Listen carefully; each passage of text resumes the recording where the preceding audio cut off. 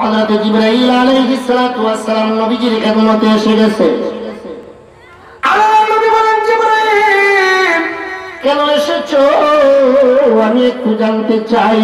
হযরত জিবরাইল কয়, ইয়া রাসূলুল্লাহ, ইয়া হাবিবাল্লাহ, ওগো নবীজি, আপনার সাহাবী হযরত আলী এই উহুদের ময়দানে বীর বিক্রমে যুদ্ধ করেছে। তার যুদ্ধ আল্লাহ স্বয়ং আরশে বসে বসে দেখেছে। ইয়া রাসূলুল্লাহ, আপনার সাহাবী আলী রাদিয়াল্লাহু তাআলা আনহুর ক্ষেত্রে একটি সুসংবাদ দেওয়ার জন্য মহান আল্লাহ আপনার খেদমতে আমি জিবরাইল ফেরেশতাকে পাঠিয়ে দিয়েছে। নবীজি গো,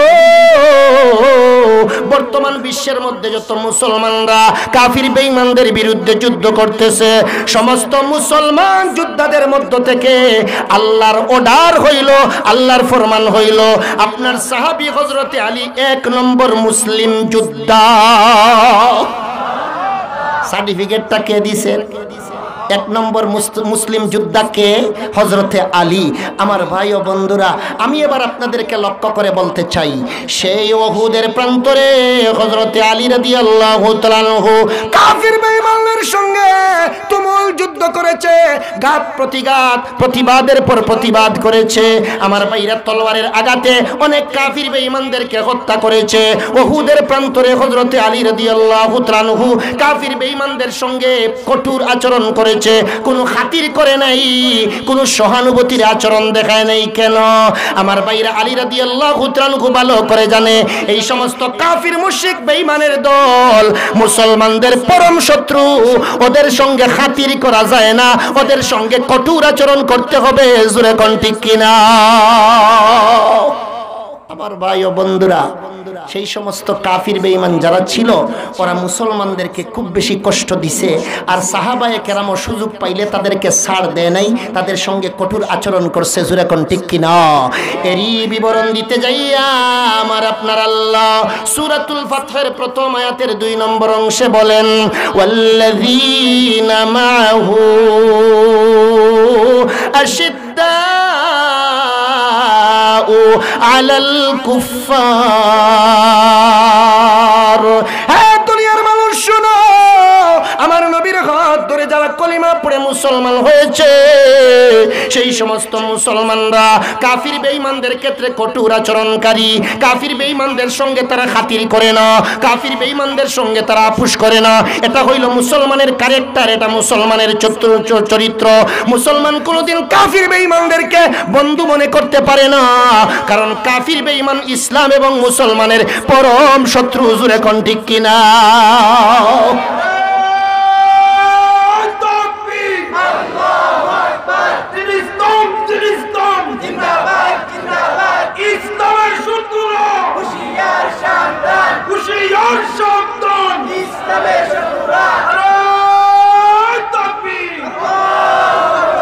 আমার ভাই ও বন্ধুরা, তাইলে সাহাবায়ে কেরাম কাফির বেঈমানদের ক্ষেত্রে কঠোর আচরণকারী ছিলেন। এটা কার কথা? আরো জোরে বলেন, ওয়াল্লাযীনা মাআহু আশিদ্দাউ আলাল কুফফার। আমার নবীর সঙ্গী সাথী যারা ছিল তারা কাফির বেঈমানদের ক্ষেত্রে কঠোর আচরণকারী। এটা আল্লাহর কথা, ঠিক না ভাই? একজন সাহাবীর বাড়ি ছিল মদিনার থেকে কিছু দূরে, নাম হইল তার আব্দুল্লাহ। নবীজির কাছে 2 বছর আগে আসিয়া কলিমা পড়ে মুসলমান হইয়া গেছে। 2 বছর আগে আসিয়া যখন মুসলমান হইল, মুসলমান হওয়ার পরে নবীজির কাছে আবেদন করলেন, ইয়া রাসূলুল্লাহ, ইয়া হাবিবাল্লাহ, আমি তো মুসলমান হয়ে গেছি, আমি গ্রামে থাকতে ভালো পাই, এজন্য আপনি যদি আমারে অনুমতি দেন তাইলে আমি গ্রামে চলে যাব। নবীজি বললেন, যাও হে আব্দুল্লাহ, আমি তোমাকে গ্রামে যাইয়া বসবাস করার জন্য অনুমতি দিলাম। সেই সাহাবী নবীর খেদমতে মুসলমান হইয়া তার গ্রামে চলে গেলেন। গ্রামের মধ্যে যাইয়া 2 বছর থাকলেন। কয় বছর? নাম কি তার? আব্দুল্লাহ। নাম কি তার? আব্দুল্লাহ। 2 বছর যখন পূর্ণ হয়ে গেল, তখন ঠিক উহুদের যুদ্ধের সময় হয়ে গেল।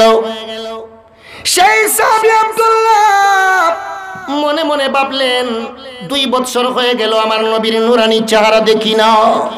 আমার ভাই ও বন্ধুরা, পেটের ক্ষুধা নিবারণ হইয়া যাইত, লানা শামসুন ওয়ালিল আফাক শামসুন লানা শামসুন ওয়ালিল আফাক শামসুন শামসুদ দুনিয়া তাতলু বাদাল ফজরি ওয়া শামসি তাতলু বাদাল ইশাই। মা আয়েশা সিদ্দিকা রাদিয়াল্লাহু তাআলা বলেন, হে বিশ্বজগতের মানুষ শুনো, লক্ষ্য করে শুনো, দুনিয়ার জন্য একটি সূর্য রয়েছে, আমি আয়েশার জন্য একটি সূর্যের ব্যবস্থা আমার আল্লাহ কইরা দিছে। দুনিয়ার মানুষের সূর্য সকালবেলা পূর্ব দিকে উদিত হয়, আর আমি আয়েশার সূর্য এশার নামাজের পরে আমার হুজরার ভিতরে উদিত হয়। আমার ভাইরা, এই কথার দ্বারা আয়েশা সিদ্দিকা রাদিয়াল্লাহু তাআলা আনহা নবীজির চেহারার উজ্জ্বলতাকে সূর্যের উজ্জ্বলতার সঙ্গে তুলনা করেছে। আমি বলতে চাই, আমার নবীর চেহারা শুধুমাত্র সূর্যের মতো ছিল না, চন্দ্রের মতো ছিল না, তার চাইতেও কোটি কোটি গুণ বেশি আমার নবীর চেহারায় আলো দিত, প্রকাশ দিত। চিল্লাইয়া বলেন ঠিক কি না?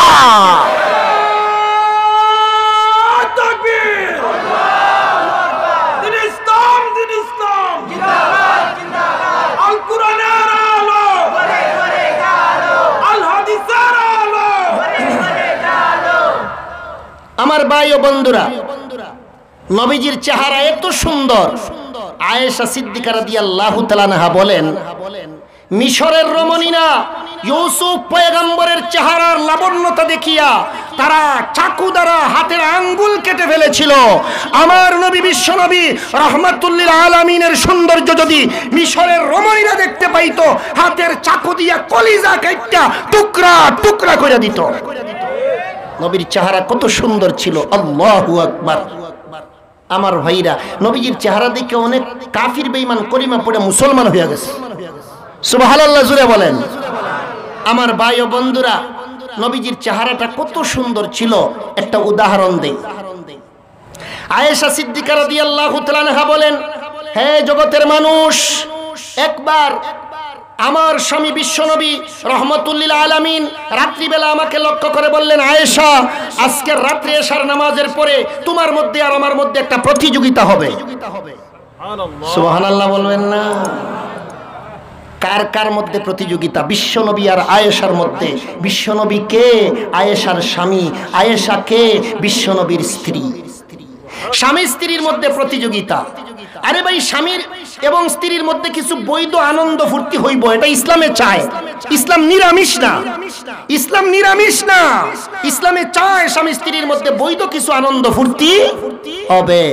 আর আমরা তো ফুর্তি করি ডিস চালাইয়া। আরো জোরে কয় না? ডিস চালাইয়া আনন্দ ফুর্তি করে। এজন্যই তো গরমের মধ্যে ল্যাংটা আর ল্যাংটি জন্ম নেয়। আরো জোরে কোন ঠিক কিনা? আমার ভাই ও বন্ধুরা, আপনি যে সন্তান পেটে থাকা অবস্থায় নায়ক নায়িকার নাচ দেখছেন আর গান শুনছেন, এজন্য তোমার পেটে থাকা সন্তানে সবকিছু রেকর্ড করছে, এখন জন্মের পরে ওইগুলো ছাইড়া দিছে, এজন্য হইয়া গেছে নাসরা আর নাসরি। জোরে কোন ঠিক কিনা? আমার ভাইরা, নবীজি বলেন, আয়েশা, আজকের এশার নামাজের পরে তোমার মধ্যে আর আমার মধ্যে হবে একটি প্রতিযোগিতা। আয়েশা বলেন, ইয়া রাসূলুল্লাহ, আমার মধ্যে আর আপনার মধ্যে প্রতিযোগিতা, নামটা কি শুনতে পারি? কেমন প্রতিযোগিতা? নবীজি কয়, তোমার মধ্যে আর আমার মধ্যে হবে দৌড়ের প্রতিযোগিতা। এশার নামাজ পড়ে নবীজি হুজরায় প্রবেশ করেছে। আয়েশাকে বললেন, রেডি তো? বলে, জি হ্যাঁ, আপনি তো আগেই বলেছেন। আপনি বললে আবার রেডি হইয়া না হইয়া যাই কই? আমি আগেই রেডি হয়ে বসে আছি। নবীজি বললেন, চলো মরুভূমি প্রান্তরে। মরুভূমি প্রান্তরে যাইয়া নবীজি নিজের হাত দ্বারা দুইটা কুটা গাড়লেন। কুটা কুটা আছে না এখানে পিন্ডালে? দুইটা কুটা গাড়লেন। বললেন, আয়েশা, এই কুটার থেকে দৌড় শুরু হবে ওই কুটা পর্যন্ত। যে আগে যাবে সে 1 নম্বর, যে পিছনে পড়বে 2 নম্বর। ঠিক আছে? আল্লাহু আকবার। স্ত্রীরে নিয়ে বৈধ আনন্দ ফুর্তি, একটা উপমা। আল্লাহ। এবার নবীজি বলেন, আয়েশা, দৌড় শুরু করো। 1 2 3 দৌড় শুরু। দৌড় যখন শুরু হয়ে গেল, এবার নবীজি কখনো দৌড়ের মাত্রা বাড়াইয়া দেয়, আয়েশার আগে চলে যায়। আবার কখনো নবীজি ইচ্ছা কইরা দৌড়ের মাত্রা কমাইয়া দেয়, আয়েশা আগে যায়। আল্লাহু আকবার। কখনো নবীজি বেশি দৌড়ায়, তো বেশি দৌড়াইলে নবী আগে যায়। আর নবী যখন ইচ্ছা করে দৌড়ের মাত্রা কমাইয়া দেয় তখন আয়েশা আগে যান। আল্লাহু আকবার। এজন্য এই কুটার থেকে ওই কুটা পর্যন্ত কিছুক্ষণ নবী আগে, কিছুক্ষণ আয়েশা আগে, এইভাবে যাইতে যাইতে 2 নম্বর কুটার কিনারে যখন নবীজি চলে গেলেন, আস্তে করে নবীজি দৌড়ের স্পিডটা কমাইয়া দিলেন। উদ্দেশ্য হইল আমার স্ত্রীটা দৌড়াইয়া আমার আগে চলে যাক, 1 নম্বর হইয়া যাক, কিছু সময়ের জন্য হইলেও কিছু আনন্দ ফুর্তি পাক। সুবহানাল্লাহ বলেন। মহিলারা কিন্তু অতি তাড়াতাড়ি খুশি হয়, অতি তাড়াতাড়ি বেজারও হয়। ঈদের সময় দিছেন 10,000 টাকার শাড়ি, বাজার থেকে আনেন নাই 2 টাকার সাদা জর্দা। কথা বুঝেন না আপনি? আমার ভাইরা মহিলারা অতি তাড়াতাড়ি খুশি হয়, অতি তাড়াতাড়ি বেজার। ঈদের সময় যে আপনি 10,000 টাকার শাড়ি দিলেন, বাজার থেকে মোমো জর্দা 5 টাকা দিয়ে না আনার কারণে সব মিছা। কয় তোমার সঙ্গে ঘর সংসার করলাম, জীবনে আরাম পাইলাম না। গেছেনি সব। অতি তাড়াতাড়ি খুশি, অতি তাড়াতাড়ি বেজার। এই হইল মহিলাদের স্বভাব। নবীজি 2 নম্বর কুটার কিনারে যাইয়া যখন ইচ্ছা কইরা দৌড়ের মাত্রা কমাইয়া দিয়েছেন, উদ্দেশ্য হইল আমার স্ত্রীটা আগে চলে যাক, খুশি হইয়া যাক। এবার আয়েশা জুড়ে সুরে দৌড় দিয়া আর মাথা ঘুরাইয়া বললেন, আপনি তো আমার সঙ্গে পারলেন না। খুশি না বেজার? আসলেই কি 1 নম্বর হইয়া গেছেন না নবীজি 1 নম্বর হওয়ার সুযোগ কইরা দিছেন? 1 নম্বর হওয়ার সুযোগ কইরা দিছেন। নবীজি বললেন, আয়েশা এক কাজ করো, আমাকে আবারও দৌড়ানোর জন্য একটা সুযোগ দাও। একবার তো পারলাম না, আবার চেষ্টা করে দেখি। আল্লাহু আকবার। আয়েশা সিদ্দিকা রাদিয়াল্লাহু তাআলা আনহা বলেন, ঠিক আছে, আবারও দৌড় শুরু করা যায়। নবীজি বললেন, এখন এই কুটার থেকে ওই কুটা পর্যন্ত দৌড় শুরু হবে। এখন তুমি বলবে 1 2 3, নতুবা পরে যদি হও আমি আমার সুযোগ বুঝে 1 2 3 হইয়া আগে দৌড় দিছি, তাইলে তো সমস্যা।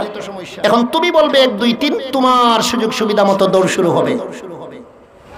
এবার 2 নম্বর বারের মতো দৌড়ের প্রতিযোগিতা শুরু বিশ্বনবী এবং মা আয়েশার মধ্যে। 1 2 3 বলিয়া আয়েশা সিদ্দিকা রাদিয়াল্লাহু তাআলা আনহা এবার 2 নম্বর বারের মতো দৌড় শুরু। এবার নবীজি আগের মতো কখনো জুড়ে দৌড়ায়, আয়েশার আগে চলে যায়, আবার কখনো ইচ্ছা করিয়া দৌড়ের মাত্রা কমাইয়া দেয়, নবী পিছনে পড়া যায়।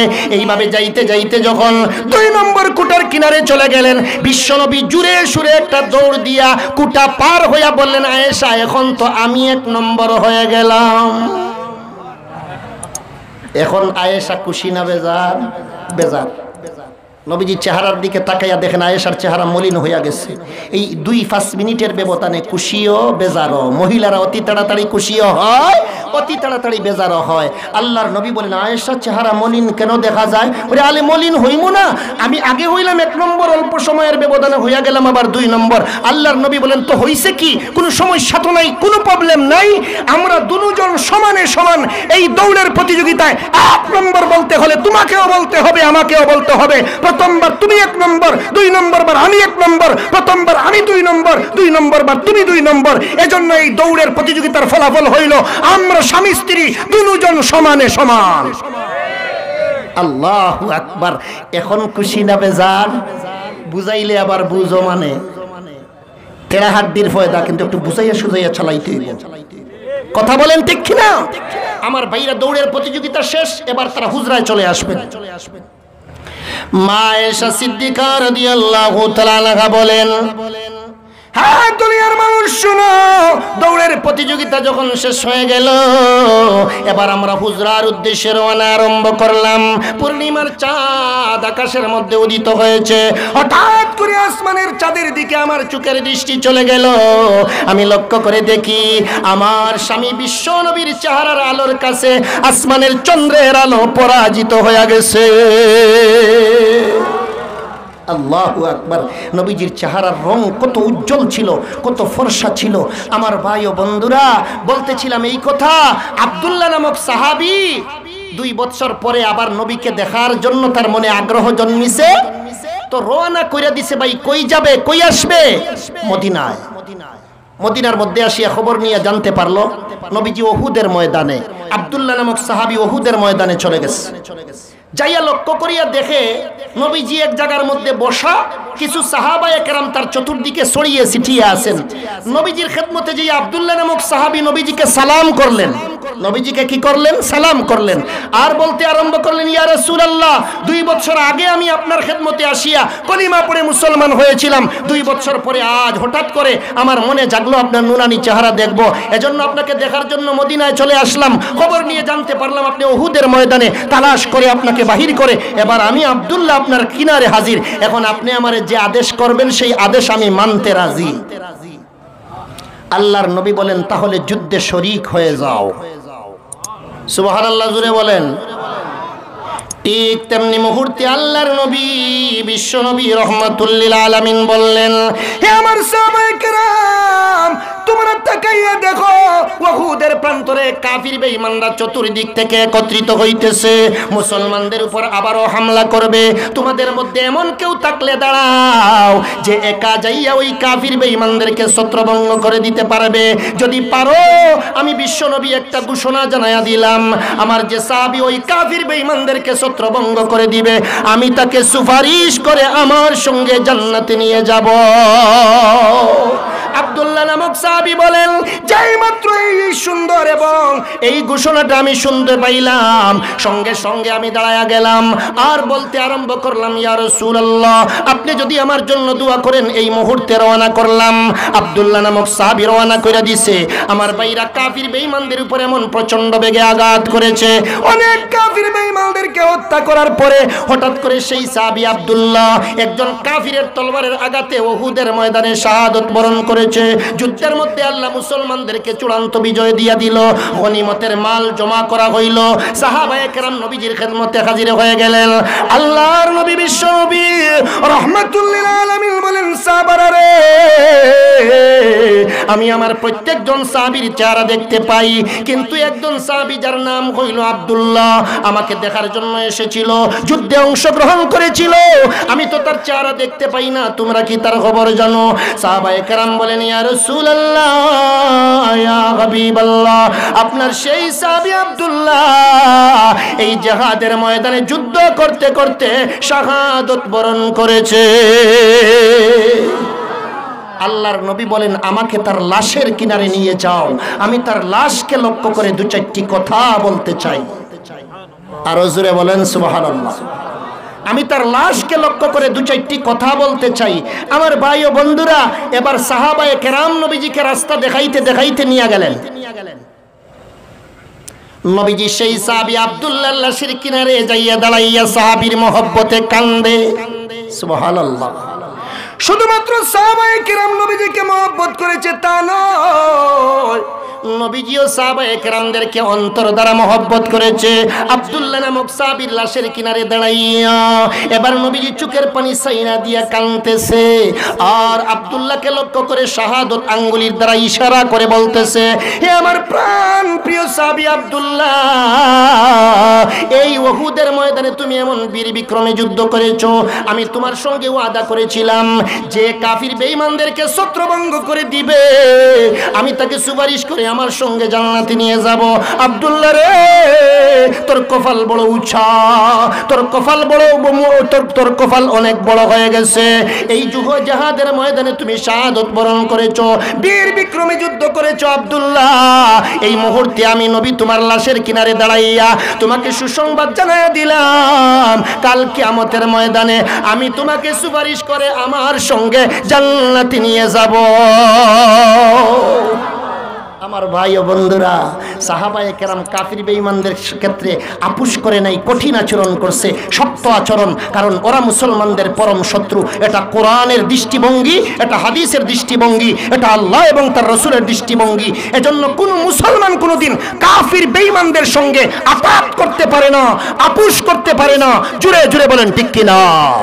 এটাই কোরআনের শিক্ষা।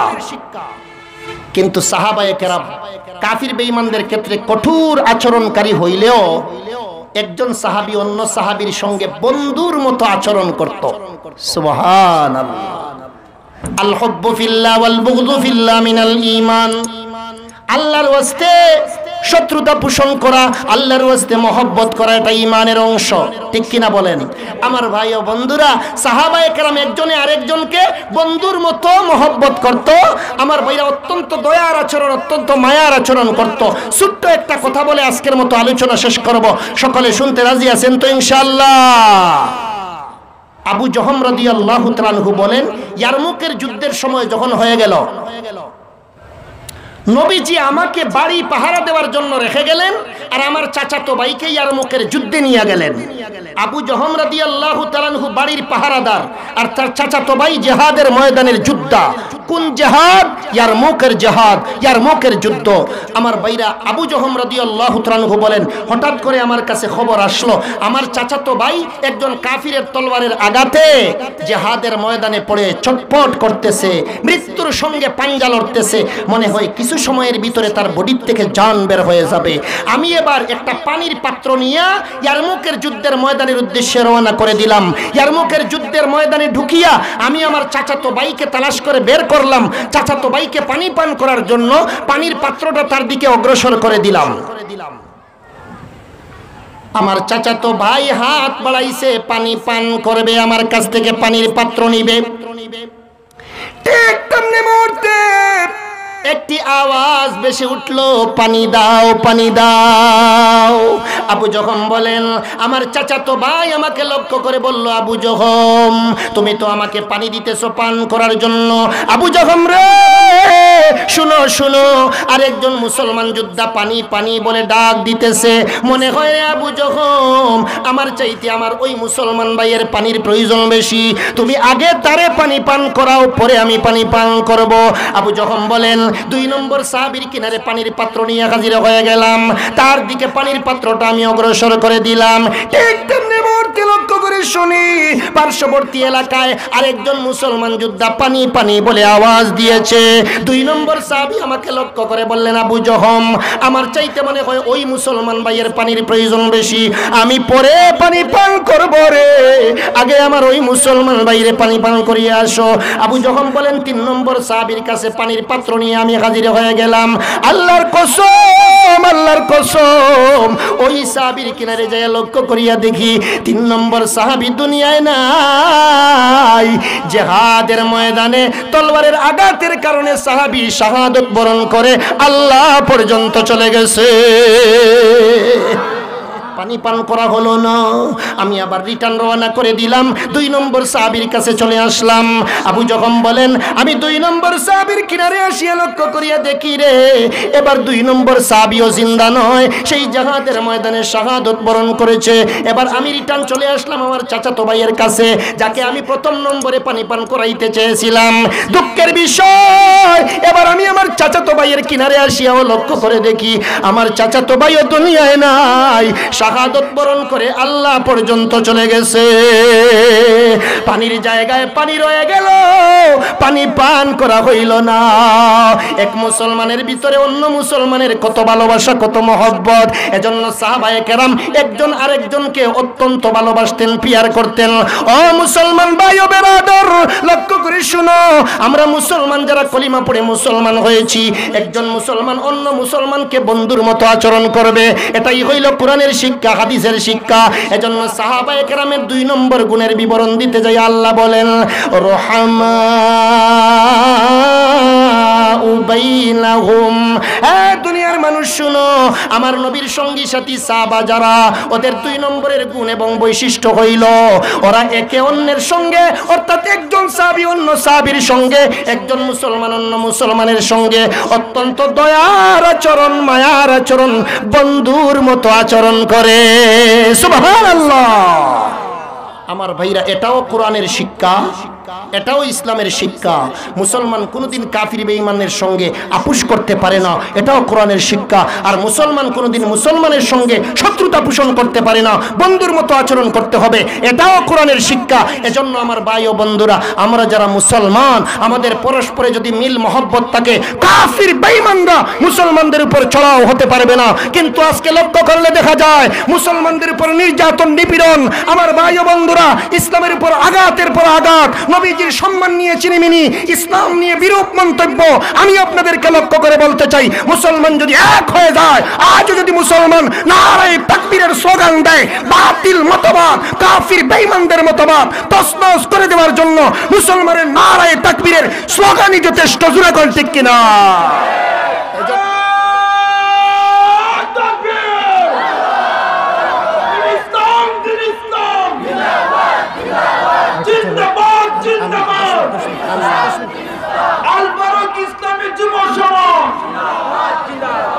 আমার ভাই ও বন্ধুরা, আল্লাহ তাআলা তেলাওয়াত করা এই আয়াতের মধ্যে মুসলমান সাহাবায়ে কেরামের আরো কয়েকটি গুণ সম্পর্কে আলোচনা করেছেন। সংক্ষিপ্ত আকারে বলি, নির্ধারিত সময় শেষ। আমারে সালমান আফতাবি ভাই একটু অনুরোধ করতেছেন আরো কিছু সময় বলার জন্য। যাই হোক, আল্লাহ তাআলা 3 নম্বরে বলেন, তারাহুম রুকআন সুজদা। অগণবিজি, আপনার হাত ধরে যারা কলিমা পড়ে মুসলমান হয়েছে, তাদের মধ্য থেকে কাউকে আপনি দেখবেন সজিদা করতেছে, কাউকে দেখবেন রুকু করতেছে। উদ্দেশ্য হইল ইয়াবতাগুনা ফাদলাম মিনাল্লাহি ওয়া রিদওয়ানা। এই রুকু করার মাধ্যমে, সজিদা করার মাধ্যমে তারা আল্লাহর সন্তুষ্টি অর্জন করতে চায়। কার সন্তুষ্টি? আল্লাহর সন্তুষ্টি।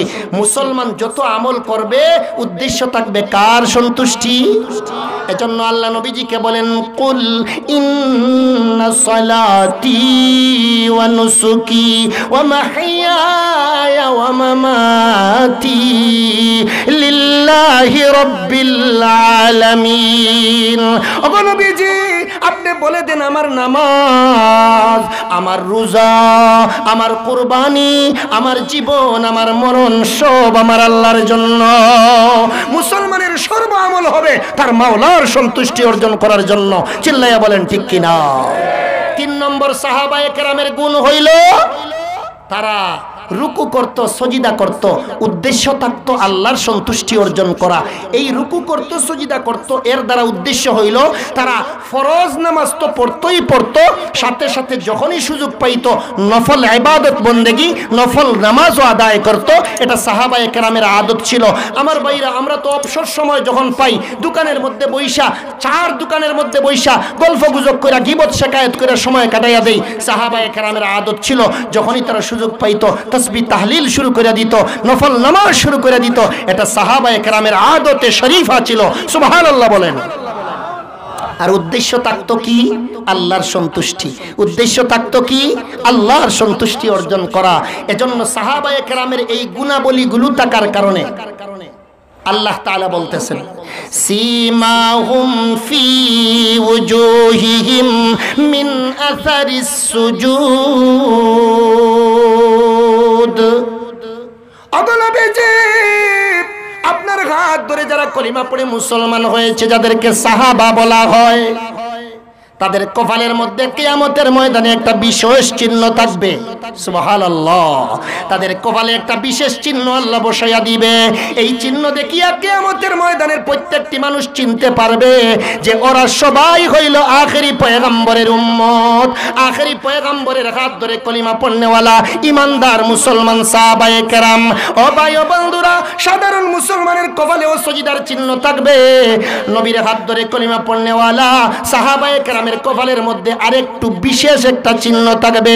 ওই চিহ্ন দেখে বোঝা যাবে ওরা নবীর সাহাবায়ে কেরাম। সুবহানাল্লাহ। আমার ভাই ও বন্ধুরা, আল্লাহ তাআলা তাদের কপালের মধ্যে আলাদা একটা চিহ্নই বসাইয়া দিবে। এই চিহ্ন প্রমাণ করবে তারা নবীর সাহাবায়ে কেরাম।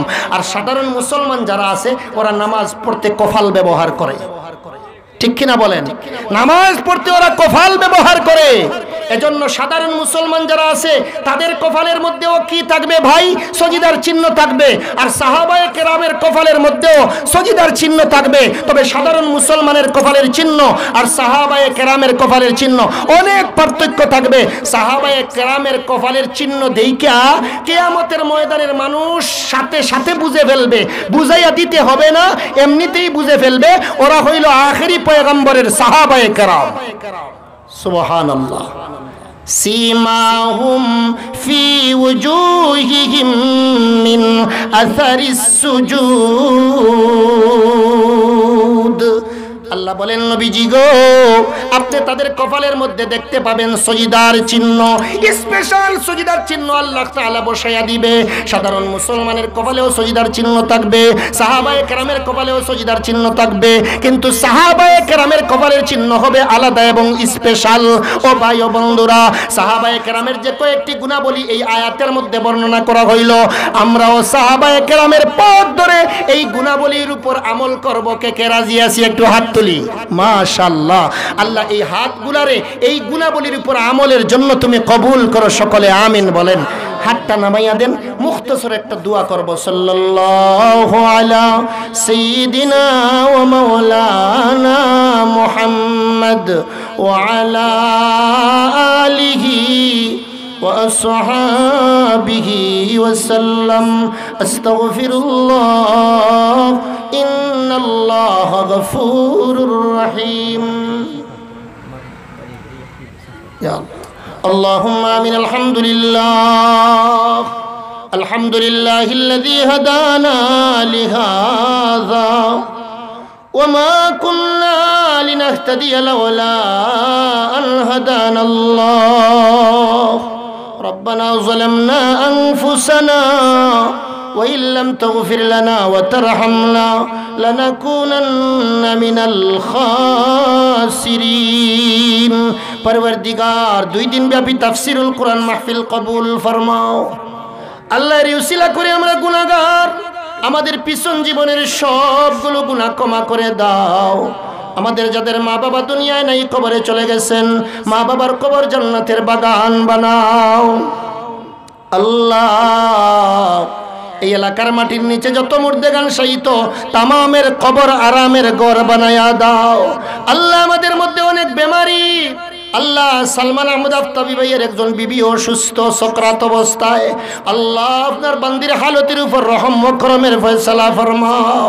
আল্লাহ আপনি রহম ও করমের ফয়সালা ফরমাও আরামের ফয়সালা ফরমাও আরো যত বেমারি আমাদের মধ্যে আছে সকল বেমারিদেরকে ভালো করে দাও আল্লাহ আমাদের সকলকে কামিল হেদায়েত নসিব ফরমাও আমাদেরকে সত্যিকারের নামাজি দিনদার পরেজগার মুত্তাকি আল্লাহওয়ালা বানায়া দাও আল্লাহ আপনার ভয় আমাদের ভিতরে ঢুকায়া দাও আল্লাহ দিনের খেদমতের জন্য আমাদের সকলকে কবুল করে নাও এই মুহূর্তে লক্ষ্য করি দরুদ ও সালাম সোনার মদিনায় আমাদের নাম ধরে ধরে পৌঁছায়া দাও আল্লাহ নবীজির খাতিরে আজকের এই তাফসীরুল কোরআন মাহফিল আমাদের এই সমস্ত ভাঙ্গাচুরা আলোচনা কবুল ও মঞ্জুর ফরমাও সাল্লাল্লাহু তাআলা আলা খাইরি খালকিহি মুহাম্মাদিন ওয়া আলিহি ওয়া আসহাবিহি আজমাইন آمين